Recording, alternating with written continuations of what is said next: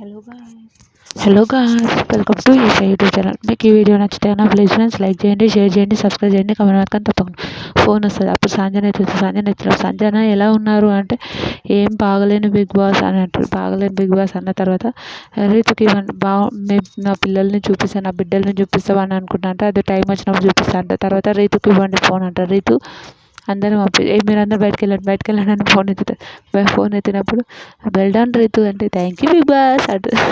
నాకు రీతు క్యూట్ అనిపిస్తుంది.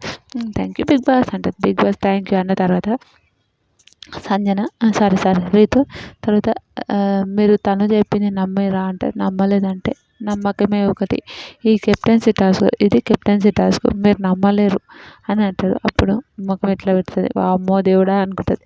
అయినాక ఎలా ఉన్నారు రీతు అంటే బాగున్నాను బిగ్ బాస్, బాగానే ఉన్నాను బిగ్ బాస్ అని అంటుంది. అది కూడా హైలైట్ అనిపించింది నాకు, చాలా చాలా బాగా అనిపించింది. ఇంకా తర్వాత బయట అది ఉంది, అదేంటి స్టోర్ రూమ్లో అది ఉంది, అది పోయి చదవండి, చదివించినాక కెప్టెన్సీ టాస్క్ స్టార్ట్ అవుతుంది అంటారు. కెప్టెన్సీ టాస్క్ స్టార్ట్ అవుతుంది. భరణి గారు వాళ్ళకు ఇస్తారు. భరణి గారు ఇస్తే భరణి గారు వీళ్ళని అంటే ఏమైనా వాళ్ళు నమ్మరు. నిఖిల్ భరణి వీళ్ళు నమ్మరు.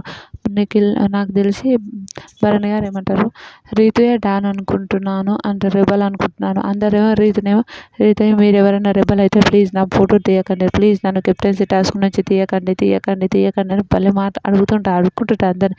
సుమనన్నతో సహా అందరిని అడుగుకుంటుంది.